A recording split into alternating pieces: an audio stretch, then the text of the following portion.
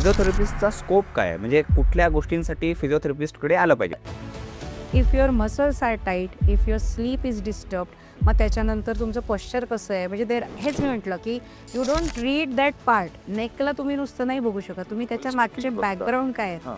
किंवा असे वेगवेगळे रिझन काय आहेत. तर हा जो कन्सेप्ट ट्रीटमेंट आहे, this is all covered in physiotherapy. Statistic काढलं तर मेजॉरिटी येणारी पेशंट्स आमच्याकडे जी Lower असतात back. That is lower back pain. Research असं म्हणतो की any pain will get better in 2 to 3 months period of time whether you do anything or not do.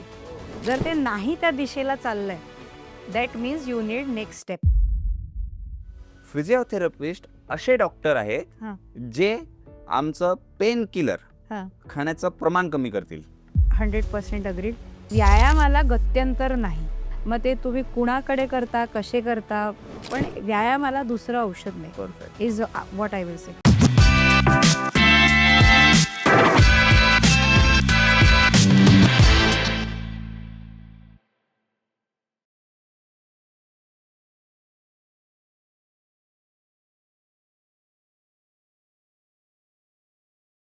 नमस्कार, मी अमर आणि तुमच्या सर्वांचं स्वागत आहे अनस्क्रिप्टेड. मित्रांनो, जीवनामध्ये गतीचं म्हणजे मोशनचं फार जास्त महत्त्व आहे. ते जिवंत असण्याचं एक लक्षण आहे. पण वेदनामुक्त जीवन जगायचं असेल तरीसुद्धा मोशन आवश्यक आहे. तुम्ही तुमचं शरीर अगदी चांगल्याने हालचाल करू शकतंय. आपण लहान असताना नाही का पीटीचे एक्सरसाइजेस करायचो, त्या तुम्ही आज या वयात म्हणजे तुम्ही कन्सिडर करा की तुम्ही 18 क्रॉस केला, 25 क्रॉस केलाय, ते म्हातार वयापर्यंत तुम्ही लहानपणी आपण करत असलेल्या पीटीच्या एक्सरसाइज सहजतेने करू शकतायत. म्हणजे तुम्ही खरोखरच वेदनामुक्त जीवन जगताय. पीटीचे ते साधे व्यायामही आज कठीण होत आहेत, अशी आमची जीवनशैली झाली आहे.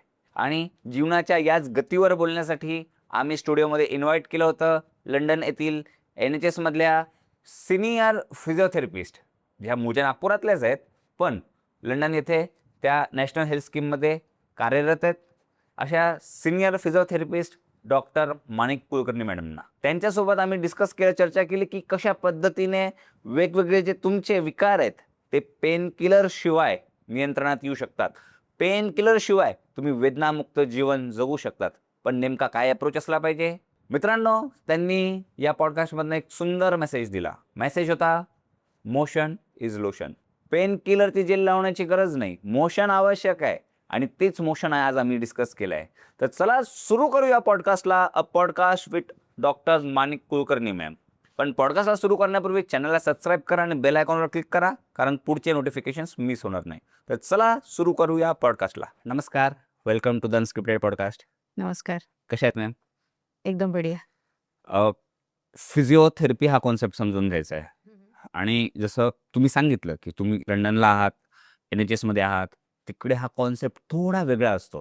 करेक्ट. तर मला पहिले तर तो कॉन्सेप्ट नेमका काय, म्हणजे फिजिओथेरपी काय असतं? आणि भारताच्या आणि इंग्लंडच्या, इंग्लंड शब्द बरोबर आहे की UK म्हणून मी? नाही, कुठेही म्हणजे सेमच. दोन्ही एकच आहे. हो हो हो. ठीक आहे. तर इंग्लंड, UK आणि भारताच्या कॉन्टेक्स्टमध्ये हे दोन्ही टर्म्स वेगळे आहेत का हे समजून घ्यायचं आहे. ठीक आहे, हे पहिलं.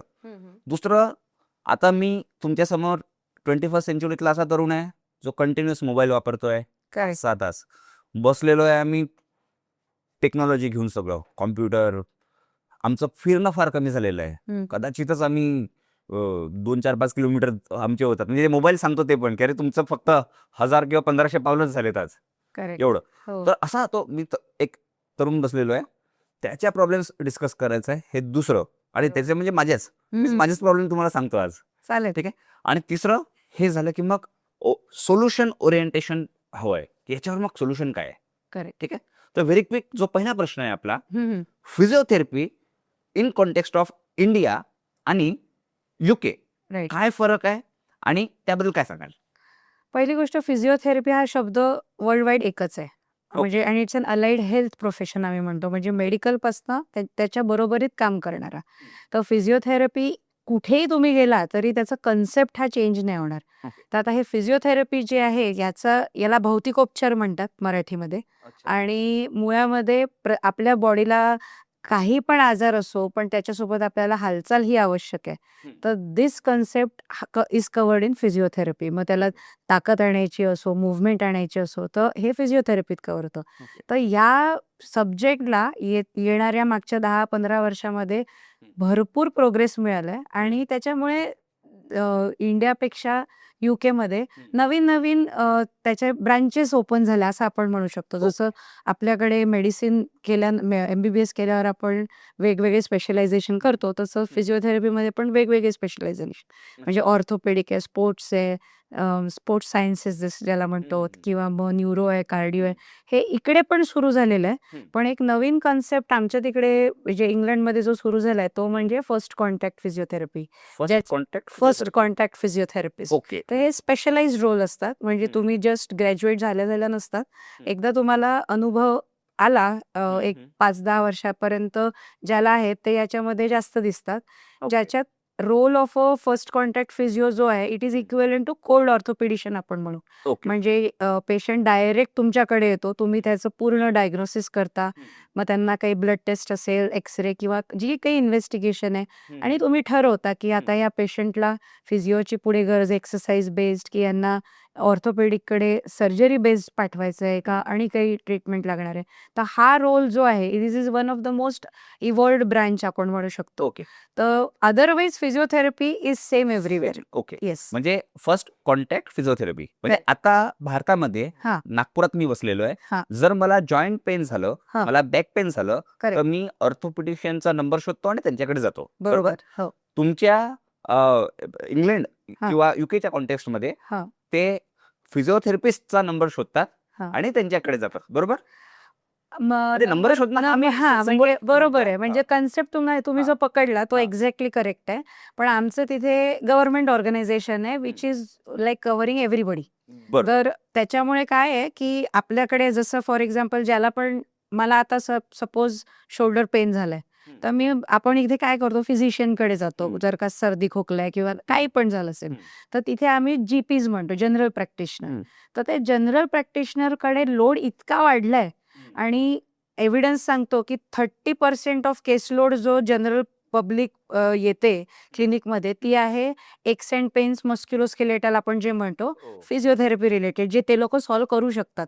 तर म्हणून मग ही एक नवीन ब्रँच आली की जे ॲडव्हान्स्ड लेवलवरची ज्यांना ट्रेनिंग मिळालंय ते आता बसतात व जीपीज बरोबर ओके. आणि मग जीपीनी बघण्यापेक्षा म्हणजे जनरल प्रॅक्टिशनरनी बघण्यापेक्षा ते डायरेक्ट फिजिओथेरपीला भेटतात आणि मग तिथून त्यांची जर्नी पुढे सुरू होते. म्हणून ते फर्स्ट कॉन्टॅक्ट फिजिओथेरपी. करेक्ट. असा तो काय आणि याच्यावरती भरपूर आता नवीन रिसर्च सुरू झालाय. त्याचा सक्सेस रेट खूप पॉवरफुल दिसलाय इन करंट एव्हिडन्स जो आम्ही आतापर्यंत रिसर्च केलाय.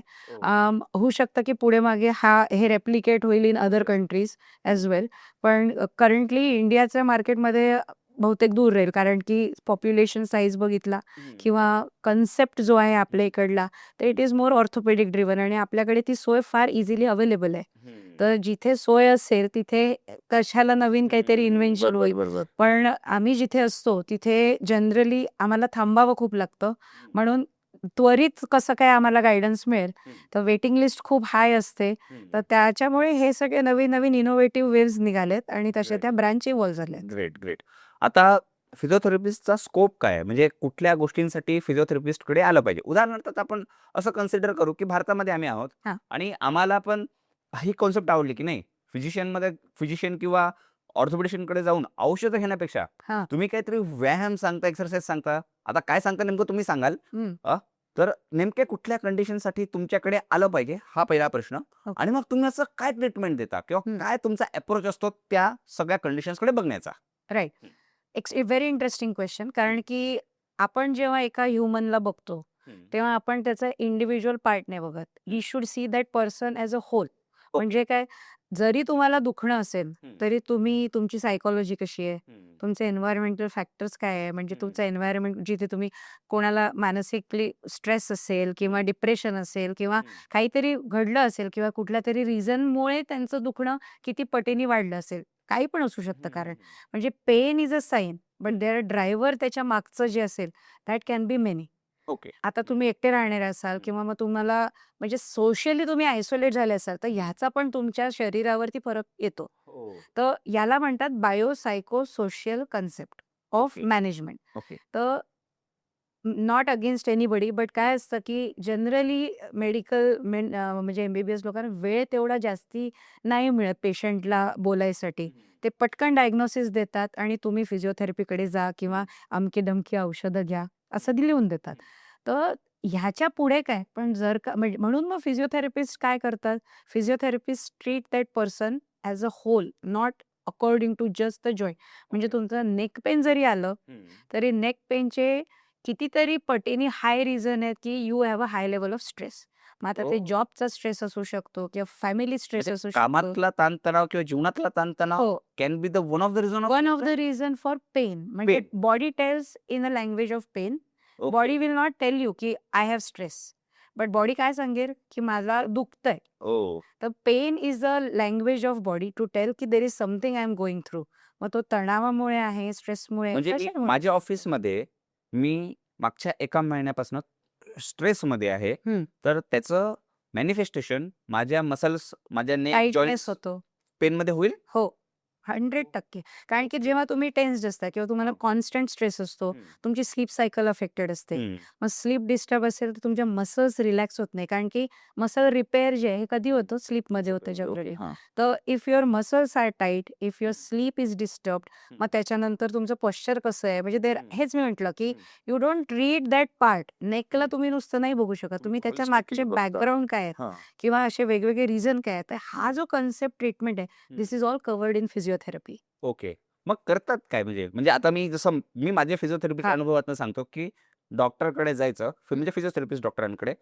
ते गरम काहीतरी एक पॅड येतं, हिटिंग पॅड आय गेस म्हणतात त्याला. ती करेक्ट. पाठीवर ठेवणार, हां. ठीक आहे. किंवा कुठल्या प्रकारच्या मशीन लावतात ज्याच्यातनं मुंग्या आल्यासारखं वाटतं त्या गोष्टींना. आय गेस टेन्स किंवा आणखीन काहीतरी त्याला म्हणतात. आय-एफ-टी हां, वगैरे असं काहीतरी. IFT हां. किंवा हे हे करून मग तुम्ही ठीक करता, की नेमका काय अप्रोच असतो मग? हां, तर याच्यामध्ये 2 कन्सेप्ट आहेत. जसं हां. आम्ही तिकडे नाही करत. आम्ही हां. पेशंटला म्हणतो तुम्ही स्वतः करा हे. अच्छा, स्वतः जनरल. करतात. हां. ओके. पण there is nothing wrong in it. आता हं. इथे कसं असतं, काय करतो आपण, आता जर का आपण हॉलिडेला गेलोय फॉर एक्झाम्पल, हं.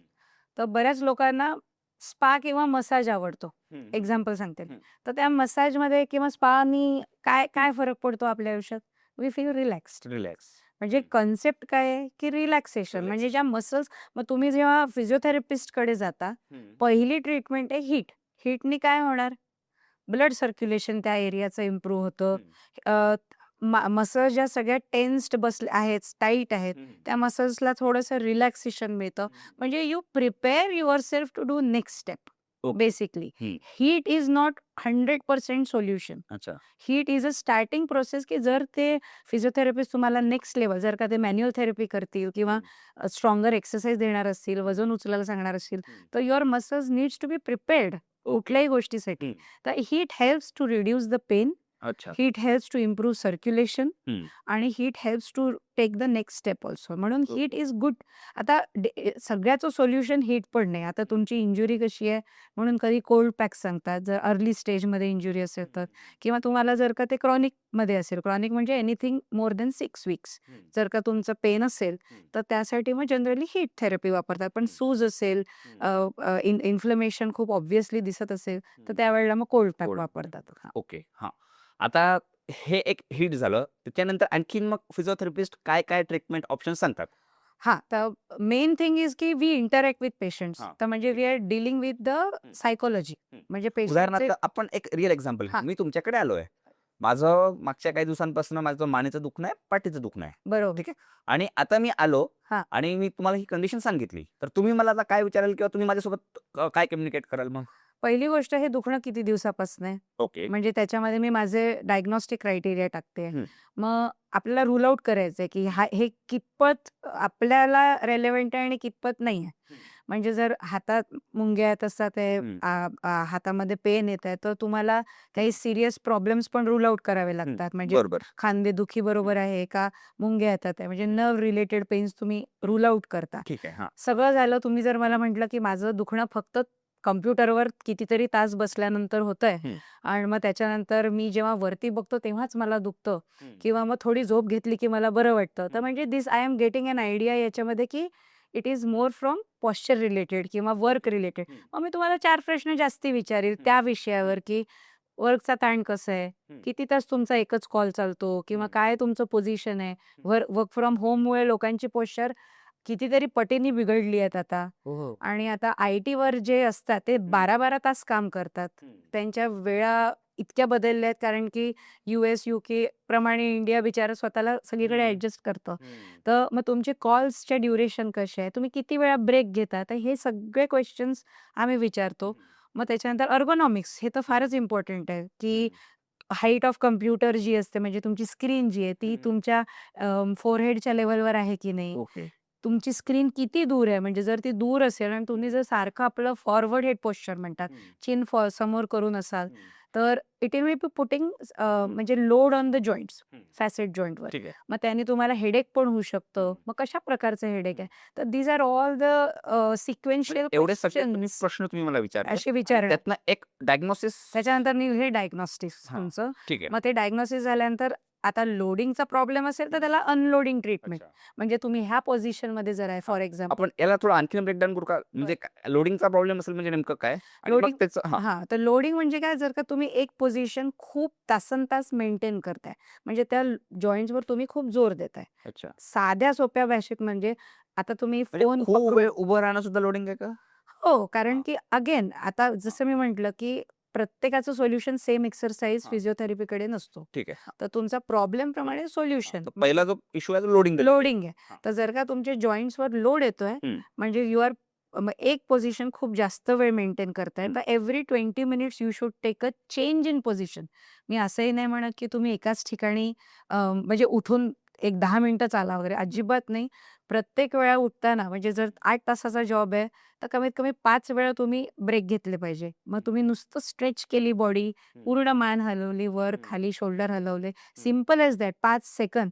टॉयलेटचा ब्रेक जेव्हा घेता, तेव्हा जवळच्या टॉयलेटला न जाता खालच्या फ्लोअरला जा. एक्झाम्पल सांगते मी. किंवा मग पाण्याची बॉटलच शेजारी घेऊन न बसता प्रत्येक वेळा तहान लागली की दूर जाऊन या. तर this will make a change. म्हणजे लोडिंग जो कन्सेप्ट आहे, तो तिथे ती सायकल ब्रेक होऊन जाते. Okay. Got so this is simplest way to manage. ठीक आहे. मग त्याच्याबरोबर जसं एक सिटिंग पोझिशन मी म्हटलं, हं. तर उंची आपल्या चेअरची कशी आहे, डेस्कची कशी आहे, हाताची पोझिशन काय, तर या सगळ्याचा इफेक्ट आपण किती ताण मानेवर आणतोय याच्यावर आहे. आय साईट जर का चष्मा लागलाय किंवा नंबर बदललाय, तर ह्यानी सुद्धा it will manifest as neck pain किंवा हेडेक. तर ह्या सगळ्या गोष्टी पण आम्ही बघतो. म्हणजे we don't just tell you 2 exercises किंवा शेक देणे is not physiotherapy. Physiotherapy involves all these other things coverage as well. Perfect. आता तुम्ही मला सांगितलं माझं पहिलं पॉइंट आहे लोडिंग, की लोडिंगमुळे होणारे इश्यू. दुसरा कुठलं असतं जसं लोडिंग आहे तसं त्याच प्रकारे? वीकनेस असू शकतो Weakness. Second reason. हां, ओके. म्हणजे मसल्स विकनेस मसल की वीकनेस असतो. Overall body weakness? एक वीकनेस आहे, एक टाईटनेस आहे आणि एक स्टिफनेस आहे. स्टिफनेस. 3 प्रकार असतात. ओके. तर जर स्टिफ असेल तर मूव्ह करून लूज करा. अच्छा. स्टिफनेस म्हणजे काय? मसल स्टिफ जॉइंटचा स्टिफनेस. जॉइंटचा स्टिफनेस. ओके. हां. Muscle can be weak or tight. हं. हां, ओके. तर स्टिफनेसला थोडं इलॅबोरेट करू शकाल? हां, म्हणजे स्टिफनेस कसं की वयोमानानुसार होणारे आपण जर का मूव्हमेंटच कमी करतोय. म्हणजे ज्याला म्हणून आपण अकडन म्हणून आपण अकड स्टिफनेसला किंवा टाईट म्हणजे म्हणजे हां. जी मूव्हमेंट फ्रीली हां. व्हायला पाहिजे ती हां. होत नाही किंवा होत नाही. स्टिफनेस नेकचा जर किंवा मिळायचा हां, म्हणजे मी हां. हे करताना इथे मला पेन होतंय. हां, हां. तर तुम्ही एवढं जाऊन जर का तुमचं पेन आहे आणि हां. ही जर पूर्ण मूव्हमेंट आहे म्हणजे तुमची हां. चिन शोल्डर लेव्हलपर्यंत यायला पाहिजे. हं. तर एज रिलेटेड चेंजेस जे आपण हां. म्हणतो, ज्याला डिजेनरेटिव्ह चेंजेस म्हणतात हं. किंवा आर्थरायटिस सोप्या भाषेमध्ये, स्पॉन्डिलायसिस जे म्हणतात. तर हे या सगळ्यामध्ये तुम्हाला स्टिफनेस दिसतो मेन. ओके. तर जर जॉइंट हलवलाच नाही खूप हं. पूर्ण रेंजमध्ये, जर तो मूव्हमेंट त्याची अकडलेली आहे किंवा टाईटच आहे, तर मग त्या मसल्स पण काय होतील, त्यांना पण तेवढं मूव्हमेंट नसते. त्या पण स्टिफ होतात. तर मग मसल गोज इंटू टाईटनेस आणि जे आता कामच होत नाहीये, ज्यांचं यूज होत नाहीये, ते दे गो इन वीकनेस. तर म्हणजे हे सगळं एकसाथ चालू दिसतो मला ही सायकल स्टिफनेस, वीकनेस म्हणजे जे मसल्स वापरल्या जात नाही त्यामुळे त्याची क्षमता किंवा स्ट्रेंथ नाहीये. कमी होते. हो. कमी होते. हं. हां. आणि त्याला वीकनेस. हां. ठीक आहे.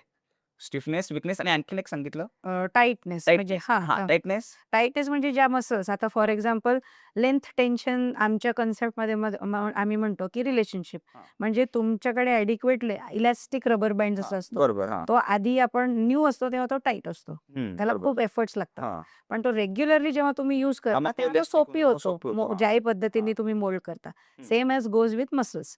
तर मसल्स जर टाईट असतील तर you will struggle. But when they are flexible, when they are easy to move, your movements are free. So tightness is nothing. आणि 2 जॉईंट मसल असतील तर टाईटनेस होण्याचे चान्सेस आणखी जास्ती. जसं आपल्या बाकी बॉडीमध्ये हॅमस्ट्रिंग्स तुम्ही ऐकलं असेल. तर these are the other muscles they are very common to go into tightness. तर नेकच्या पण मसल्स आहेत. ट्रेपिजियस ही जी आपली मेन मसल आहे ती वजन हेडचं जे वजन आहे ते कॉन्स्टंटली ती होल्ड करते. तर that is a very common to go in tightness. मग जी मसल टाईट आहे ती वापरल्या जात नाही ती वीक पण 100% होतेच. ओके. त्याच्या- टाईटनेस आहे वापरलं न गेल्यामुळे ती विकनेस तिथे येऊ शकतो हा आणि त्याच्यामुळे स्टिफनेस पण येऊ शकतो मग. हो स्टिफनेस कॅन बी म्हणजे इट इज लाईक अ सीसो. इकडच्यामुळे हे होणार इकडच्यामुळे ते ओके, होणार ओके. म्हणजे दोघं इंटर रिलेटेड आहे. They are Perfect. Dependent on each other. So ते both are you cannot isolate की मला हा इंडिव्हिज्युअल एवढाच प्रॉब्लेम आहे. ओके. कारण की when you present in pain everyone are like communicating with each other. कोणी एकटं काहीच काम नाही करत बरोबर. आपल्या बॉडीत. नर्व्हज आहे, मसल्स आहे, जॉईंट्स आहे, हायड्रेशन आहे, डाएट आहे, सगळ्यांना एकमेकांशी ओळख ठेवून बरोबर. चालावं ओके. लागतं. आणि असं आहे. हा सगळा स्कोप फिजिओथेरपिस्टचा असतो हो. की आम्हाला हे सगळं मग गाईड करतात. करेक्ट. बरोबर. येस. आता आपण व्हेरी क्विक जसं आता मी तुम्हाला सांगितलं मी टेक्नॉलॉजी वगैरे सगळं IT मध्ये काम करणारा माणूस आहे. मला आता सोल्युशन्स हवेत. हो. ठीक आहे. व्हेरी क्विक मी तुम्हाला एक एक माझा इश्यू सांगेल. चालेल. तुम्ही जर मला सोल्युशन देऊ शकलात. हा.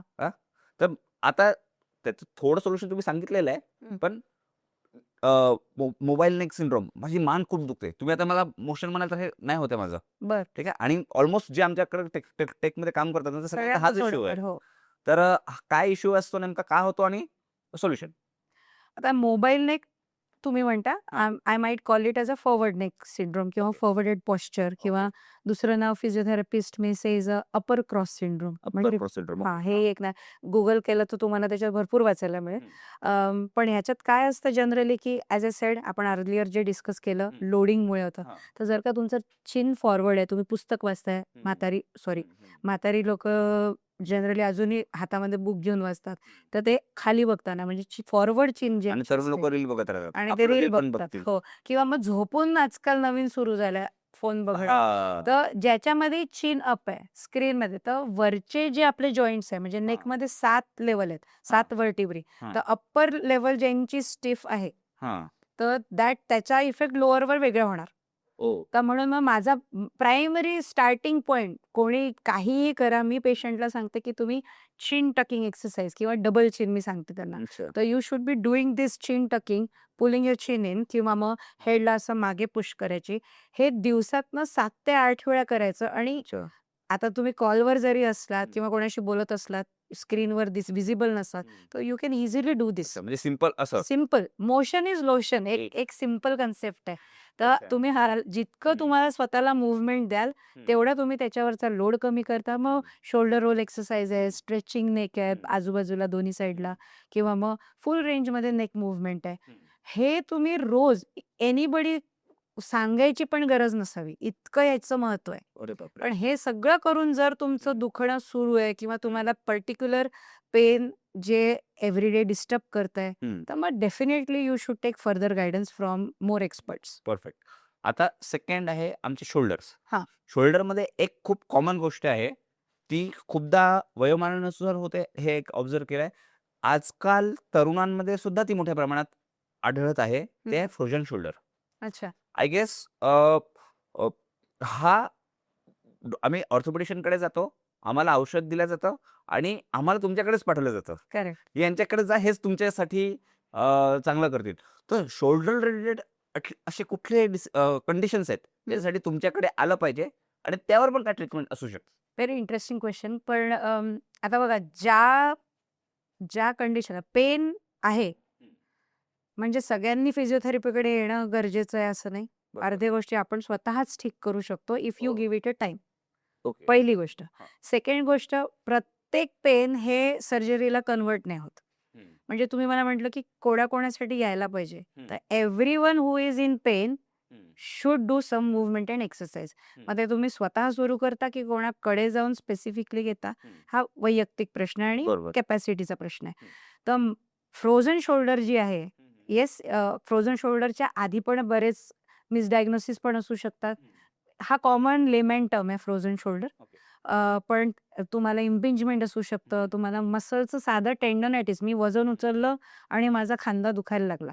म्हणजे मी 4 वेळा बॅगा उचलल्या त्याच्यामुळे माझा खांदा दुखतोय. मग ते चालतंय कितीतरी दिवस. तर मग ते कन्व्हर्ट होऊ शकतं फ्रोझन शोल्डरमध्ये जर तुम्ही त्याची रेग्युलर ट्रीटमेंट केली नाही. ओके. आणि रेग्युलर ट्रीटमेंट म्हणजे काय, की आता जर दुखणं आहे, तर ऑटोमॅटिकली ब्रेन म्हणतं, की "अरे जरा जपा." जपा म्हणजे काय, तुम्ही तो हात यूज नाही करत. मग त्या मसल्स वीक होतात. मग तो जॉइंट स्टिफ होतो. तर आपण जे पूर्वी डिस्कस केलं एक 10 मिनिटापूर्वी, it is a same thing. पण मग टेंडोनायटिस असू शकतं, इम्पिंजमेंट असू शकतात, आर्थरायटिस असू शकतो, फ्रोझन शोल्डर असू शकतो किंवा कॅल्सिफिकेशन म्हणतात, म्हणजे कॅल्सिफिक डिपॉझिट्स असतात ज्याच्यामुळे कॅल्शियम जमा होणे. कॅल्शियम जमा होणे. तर हे एक रिझन असू शकतं किंवा मसल टेअर असू शकतो, ट्रॉमा असू शकतो किंवा मग रुमेटॉइड सारखे जे ऑटो इम्युन कंडिशन आहे, याच्यात इन्फ्लमेशन असतं, त्याच्यामुळे पेन असू शकतं. तर शोल्डरला पेन होण्याची कारणं अनेक आहेत. त्याच्यामुळे डिफरन्शियल डायग्नोसिस जे असतं ते फार महत्त्वाचं आहे. आणि राहिला प्रश्न मग मॅनेजमेंट जातं. फ्रोझन शोल्डर हा पर्टिक्युलरली आपण एक जर टॉपिक पिक केला, तर त्याची treatment it can last from 0 to 24 months for full recovery. 24 months. Yes. आणि ते 3 स्टेज असतात. अर्ली स्टेज जशी एक्स्ट्रीम पेन, नाईट पेन असतं पेशंटला, कड बदलली की पण दुखतो. मग that is a freezing stage आम्ही म्हणतो. मग second is a frozen stage, म्हणजे ज्याच्यात मग जॉइंट हळूहळू टाईट व्हायला लागतो, स्टिफ व्हायला लागतो. मग मूव्हमेंट अकडते, म्हणजे हात वर नाही जात. आणि क्लासिकल पॅटर्न आहे. ही जी आपली पूर्ण मूव्हमेंट आहे, असं न करता ते शोल्डरला अख्खंच उचलतात. तर दिस इज अ क्लासिकल पॅटर्न. हात मागे नाही जाणार. तर असे असे सगळे दिसतात. आणि तिसरी गोष्ट म्हणजे मग इम्प्रूव्हमेंट स्टेज. तर या सगळ्या स्टेजला depend on which stage you present, treatment pattern जे आहे ते पण बदलतं. पण yes, physiotherapy has a huge role या बाबतीत. आणि आणि बाकीच्या कंडिशन्स आहेत, हां. म्हणजे रुमेटॉइड रिलेटेड असेल किंवा आय गेस आणखी तुम्ही 1-2 Impingement, बरं, हां. तर स्पोर्ट्स रिलेटेड काही कारण, हां. तर या सगळ्यांमध्ये मेकॅनिकल डिफेक्ट दूर केला सपोज सर्जरीने किंवा कधी सर्जरीची गरज पडली नाही, हां. तरी सुद्धा सगळं मॅनेजमेंट हे फिजिओथेरपिस्ट करतात. फिजिओथेरपिस्टकडे जावंच लागणार. जावंच सर्जरी लागणार. झाली तरी जा, नाही झाली तरी जा. कारण शेवटी आपल्या जॉइंट्सला आपण जे यूज करतो, इट इज बिकॉज आपल्या मसल्स काम करतायत. तो जॉइंट स्वतः मूव्ह नाही होऊ शकत जोपर्यंत मसल्स नाही काम करत. तर या मसल्सची मूव्हमेंट म्हणजे मग त्यांची ताकद आहे की नाही, त्यांना मूव्हमेंट आणण्यासाठी काय केलं पाहिजे, तर व्यायाम आहे शेवटी. तर मग तो व्यायाम कसा करायचा, काय करायचा, हे बघ. आजकाल तर ऑनलाईन फिजिओथेरपी पण फार वाढलाय, कारण की डायग्नोसिस पण तुम्ही फोन म्हणजे व्हिडिओनी करू शकता. कुठले व्यायाम करायचे, पण त्याच्यासाठी मोटिवेशन जे आहे ते स्वतःमध्ये असणं फार आवश्यक आहे. बरोबर.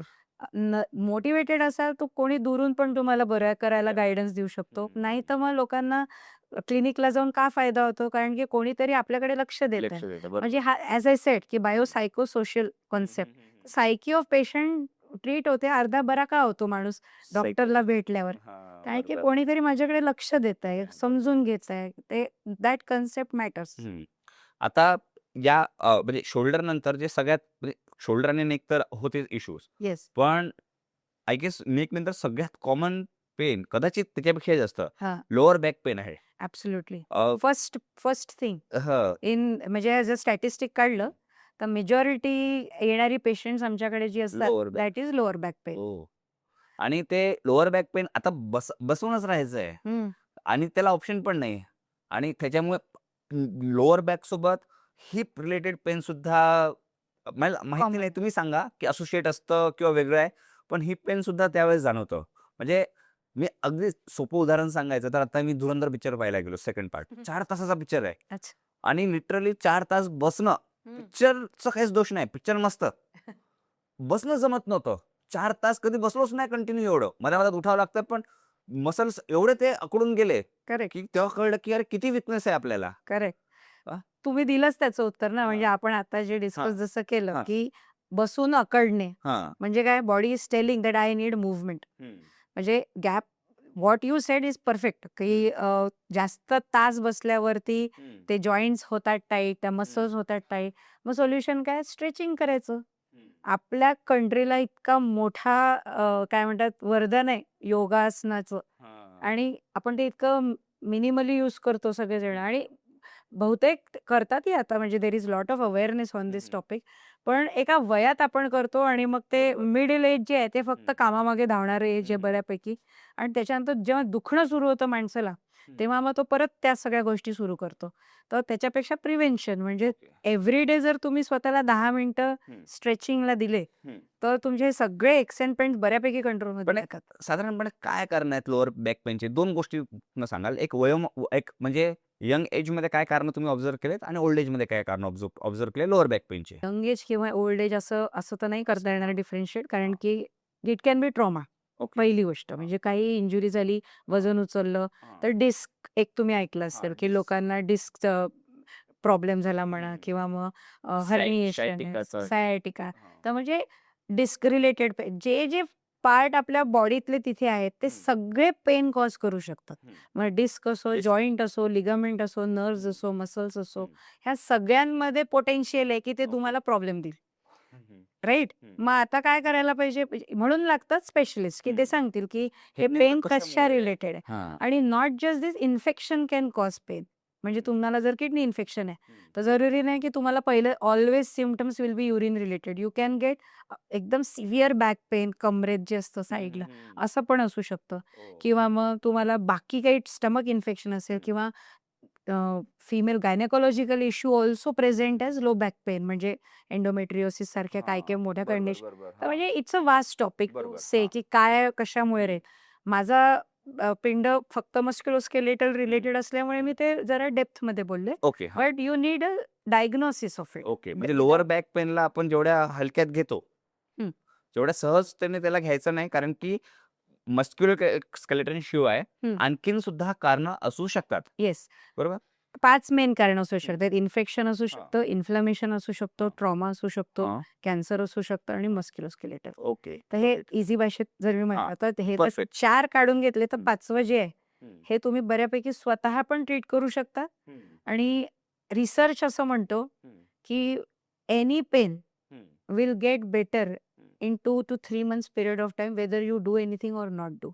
जर ते नाही त्या दिशेला चाललंय, that means you need next step.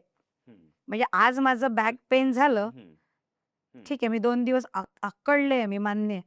पण म्हणजे मला MRI पाहिजे का? नाही. मी आता त्याकडे येणारच होतो. म्हणजे मला तोच एक प्रश्न होता, की आता back pain basically musculoskeletal related back pain आहे. खूप दिवसांपासून आहे, 3 महिने झालं. हां. तर आता मला किंवा कुठल्याही कंडिशनमध्ये MRI गरजेचा असतो का? MRI काढायला पाहिजे का? कारण की खूपदा आम्ही स्वतःच सांगतो डॉक्टरांकडे, "सर आता ते पेन सहन नाही होत, तुम्हीच मला MRI काढून टाका." हां. जनरली कसं असतं, की हां. ड्युरेशन ऑफ सिम्प्टम्स किती हां. दिवस झालेत, अच्छा. खूप हां. इम्पॉर्टंट आहे. हां. त्याच्याबरोबर काय सिम्प्टम्स आहे, हां. म्हणजे सायाटिका इज अ कॉमन टर्म, पण त्याच्यात काय सिम्प्टम्स असतात? पायामध्ये पूर्ण पेन येणं, त्याच्याबरोबर मुंग्या येणं, पाय जड पडणं, किंवा वीकनेस येणं. वीकनेस म्हणजे मी पाय असा ड्रॅग करते, म्हणजे माझं पाऊल असं म्हणजे पावलात माझ्या ताकद ताकद नाहीये, नाहीये. हां. किंवा मी टिपटोजवर नाही जाऊ शकत आहे, हां. किंवा मी हीलवर अशी नाही चालू शकत. म्हणजे एका पायात दुसऱ्यापेक्षा वीकनेस जाणवणे, दिस इज कॅन बी, कारण की कुठेतरी नर्व्ह दबते, हां. त्याचा अर्थ असा बरोबर. निघतो. हां. आणि आता नर्व्ह जरी दबली असेल आणि ती पहिल्या 8 दिवसात असेल, तर again nothing to worry, but you should need medicine. तुम्ही ते इग्नोर नाही करू शकत ते पेन. त्या व्यतिरिक्त रात्रीची झोप तुमची डिस्टर्ब्ड आहे का? आणि पेन किलर घेऊन थोडीफार फिजिओथेरपी ट्राय करून पण आराम जर नाही पडत आहे, तर you should go for MRI. पण MRI is not a solution always. पहिलं जरुरी नाहीये. पण आता एक आमच्याकडे एक म्हणजे we as a clinician are very mindful या बाबतीत, की there is something called cauda equina syndrome. 1 in 10 1 lakh people can get it. म्हणजे यंग असो, मिडल एज असो, ओल्ड एज, कोणालाही ते होऊ शकतं.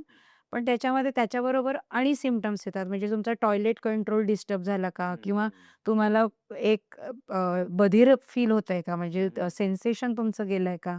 त्या व्यतिरिक्त तुम्हाला टॉयलेटच्या हॅबिट्समध्ये म्हणजे कंट्रोल करायला प्रॉब्लेम होतोय किंवा खूप लवकर जावं लागतंय किंवा मग कंट्रोल पूर्णचपणे जातंय किंवा रिलीज नाही करता येत आहे when you go for urination असं. तर these are the things that need urgent attention. Okay. तर ह्या सगळ्या गोष्टी पण अवेअरनेस खूप इम्पॉर्टंट आहे. आणि हे जितके त्वरित आपण याकडे लक्ष देतो तेवढ्या त्याचा रेसिड्युअल लाँग टर्म त्याचे कॉन्सिक्वेन्सेस कमी राहतात. ओव्हरऑल म्हणजे मला एक ट्रीटमेंट पार्ट बद्दल एकच जे तुम्ही सांगितलं, motion is lotion. Lotion. Okay. म्हणजे वेगवेगळ्या पद्धतीने मोशन असेल, हो. ठीक आहे. पण आता जे तुम्ही काही कंडिशन सांगितल्या त्याच्यावर सोल्युशन हेच की डायग्नोस प्रॉपर झालं पाहिजे आणि ते डायग्नोसिस झाल्यावर प्रॉपर मोशन त्या त्या पार्टचं व्हायला पाहिजे. हां. उदाहरणार्थ जर माझे ग्लूट वीक असतील, हो. मला खूप वेळ बसता येत नाही, तर मला त्याच्याशी रिलेटेड त्याला स्ट्रेंथनिंग करण्यासाठी व्यायाम करावे लागतील, बरोबर? आता तुम्ही मला सांगितलं होतं, की 4 तास बसल्यानंतर कंबर दुखायला लागली. हां. तर आता मी जर तुमची क्लिनिशियन बघतेय तुम्हाला, तर आय विल चेक की तुमच्या ग्लूट स्ट्रेंथ काय आहे. कारण पायाच्या मेन मसल्स आहे ग्लूट्स म्हणजे बटक्सच्या मसल्स आपल्या. त्या जर वीक असेल, तर तुम्ही तुमच्या बॅकच्या मसल्सला जास्त जोर देता. कारण कोणाचं काम कोणीतरी दुसरं करेल. बरोबर, बरोबर. तर जर तो हॅमस्ट्रिंग टाईट आहे, ग्लूट्स वीक आहे, तर तुमच्या पॅरास्पाइन म्हणजे बॅकच्या मसल आहे, त्यांना तुम्ही टाईट करता. बरोबर. त्या जर टाईट आहे, तर त्याच्या आतली जी जॉइंट्स आहेत ती स्टिफ आहे. तर म्हणजे मी काय करणार ट्रीटमेंटमध्ये, बॅकला देईल स्ट्रेचिंग आणि ग्लूट्सला देईल स्ट्रेंथनिंग. तर तुम्ही एकाला नुसतं नाही ट्रीट करू शकत. ते झालं सिम्पटमॅटिक मॅनेजमेंट, जे की मोस्टली लोकं करतात. की आलेले सिम्पटम्स जे आहे त्यांना IFT लावून द्या, टेन्स लावून द्या आणि ट्रॅक्शन द्या किंवा जे काही आहे. पण तुम्ही पूर्ण होलिस्टिक बघायला पाहिजे. मग त्याच्यामध्ये मी जसं म्हटलं की स्ट्रेंथनिंग लेग्स आहे, रेग्युलर वॉक आहे, sleep has a very strong effect याच्यात पण. तर स्लीप कशामुळे डिस्टर्ब आहे, you should see the every different parameter जे आहेत. Perfect, perfect. आता ओव्हरऑल माझं तर इश्यू कळलं मला आता की काय आहे तर. आणि ते आफ्टर पॉडकास्ट तुमच्याकडनं थोडे व्यायाम करून घेतले मला सांगाल तुम्ही. राईट. वेल, आता शेवटचा पॉईंट आपल्या या पॉडकास्टमधला तो आहे गुडघे. मला वाटतं की हे खूप असं महत्वाचं जॉईंट आहे पूर्ण शरीराचं. म्हणजे सगळेच जॉईंट महत्वाचे आहेत असं नाही की म्हणजे ते सांगता येत नाही हे जास्त महत्वाचं की रे म्हणजे गुडघे काम नाही, पण गुडघ्यांचा त्रास हा प्रत्येक जण अनुभवतोच कधी ना कधी, जसं लोअर बॅक पेन अनुभवतो तसं. तर गुडघ्यांच्या त्रासासाठी कुठल्या गोष्टी कारणीभूत आहेत आणि परत त्यासाठी मग सर्जरीच गरजेची असते किंवा परत तुमचाच मोठा रोल आहे? आता मी माझं महत्व कमी नाही करणार या विषयात. नाही, पण म्हणायचं तात्पर्य आहे की गुडघेचं पेन अगेन आता ते टेंडन असू शकतं म्हणजे फ्रंटला आहे का वयोमानानुसार आपण त्याला खूप म्हणजे हा खूप मोठा टॉपिक आहे याच्यावर आपण 2 तास बोलू शकतो. पण गुडघेदुखी जी आहे ते कुठे दुखतंय तुम्हाला, साईडला आहे का समोर आहे, ते पण महत्वाचं आहे. म्हणजे 2 भाग असतात, पटेलोफिमर म्हणजे आपली वाटी, गुडघ्याची जी वाटी असते पटेला म्हणतात त्याला. तर त्या रिलेटेड पेन असेल तर तुम्हाला बसून उठताना दुखेल किंवा मग जिने चढ उतार करताना दुखेल. तर हे पटेला रिलेटेड झालं. पण नुसतं चालताना वजन खूप महत्वाचा भाग आहे गुडघेदुखीसाठी. तर तुमचं जर का वजन जास्ती असेल आणि तुम्हाला आता वयोमानानुसार एज रिलेटेड जी घास होत असते जॉईंट्सची, जसे स्किनमध्ये आपल्या चेंजेस दिसतात, थोडं रिंकल्स, ग्रे हेअरिंग होतं, तसं जॉईंटमध्ये पण होतात. तर that is called wear and tear normal. आणि साध्या सोप्या भाषेत त्याला आपण म्हणतो आर्थरायटिस झालाय. ओके. तर हा आर्थरायटिसचे स्टेजेस असतात, माइल्ड, मॉडरेट, सिव्हिअर. तर जर सिव्हिअर असेल तर सर्जिकल रूट तुम्हाला घ्यावा लागू शकतो. माइल्ड टू मॉडरेट असेल तर तुम्ही फिजिओथेरपी विथ लाईफस्टाईल मॉडिफिकेशन्सवर फोकस करू शकता, which involves your diet, weight management, regular exercise, strengthening, हे सगळं त्याच्यातला भाग आहे. पण तुम्हाला जर टेंडन पेन आहे म्हणजे जम्पर्स नी म्हणतात किंवा मग रनर्स नी जे म्हणतात, टेंडन म्हणजे आपली ही जी थायची जी मेन मसल आहे ती जाऊन वाटीवरनं खाली जाऊन तिथे अटॅच आहे. बरे त्याला हाऊसमेड्स नी म्हणतात की मी खूप वेळ बसली की मला खालती इथे दुखेल किंवा तिथे सूज आली असेल किंवा काय म्हणतात त्याला जास्त तास बस किंवा हाऊसमेट्स काय म्हणतात कारण की ते गुडघ्यांवर लोड जास्त लोड देऊन कामं करायची गरज. तर त्याच्यासाठी ट्रीटमेंट परत वेगळी आहे म्हणजे नी कॅपचा प्रेशर. तर हे सगळे फिजिओथेरपीनी ट्रीट करता येण्यासारखे प्रॉब्लेम्स आहेत.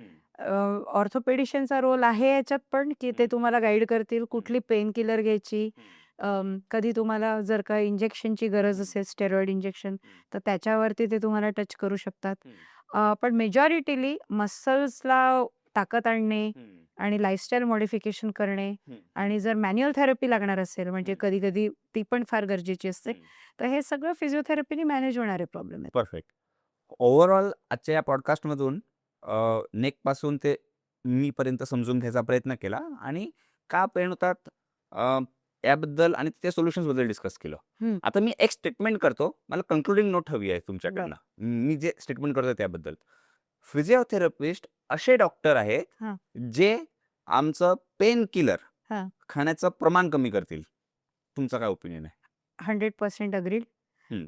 आय स्ट्राँगली सपोर्ट याला, कारण की मेडिसिन जेव्हा आपण घेतो म्हणजे थोड्याफार प्रमाणात का होईना त्याचा काही ना काही बॉडीवरती साईड इफेक्ट असतो आणि तुम्ही त्याच्यावरती डिपेंड व्हायला लागता. आणि जसं मी आधी म्हटलं, की मूव्हमेंट जेव्हा तुम्ही करता, हालचाल जेव्हा बॉडीची करता, तेव्हा नुसतं जॉईंट आणि मसल नाही, तुम्ही तुमच्या मेंदूला पण ट्रेन करत असता. तुम्ही तुमच्या बाकीच्या ऑर्गन्सला मूव्हमेंट दिल्याने त्यांचं पण फंक्शन रेग्युलर ठेवता. तर व्यायामाला गत्यंतर नाही. मग ते तुम्ही कुणाकडे करता, कसे करता, ते रामदेव बाबाला बघून दिवसा करता किंवा घरी बसून किंवा आणि कोणाकडे जाऊन किंवा मैत्रिणीबरोबर वॉक करता पार्कमध्ये, there is no limit to it. किंवा तुम्ही जिममध्ये जाता, कुठे पण जा, पण व्यायामाला दुसरं औषध नाही. Perfect. Is what I will say. गरज पडली तर तात्पुरती मेडिसिन ही आवश्यक आहे. There is no like no for it, but at the same time एक्सरसाइजला डावलता येणार नाही. Great, great. ओव्हरऑल म्हणजे तात्पर्य शेवटचं असंच, मोशन इज लक्ष. Lotion. Great. Correct. Yes. Thank you very much ma'am. आणि खरंच खूप चांगला झाला हा पॉडकास्ट आणि यातनं तुम्ही जे इनपुट्स दिलेत, प्रोबेबली मी पण प्रयत्न करेल माझ्या लाईफमध्ये इम्प्लिमेंट करायचे हां. आणि आमच्या व्ह्युअर्सना सुद्धा यातनं 100% काहीतरी नवीन शिकायला मिळेल. थँक यू व्हेरी मच तुम्ही पॉडकास्टमध्ये आलात. Thank you so much. Thank you.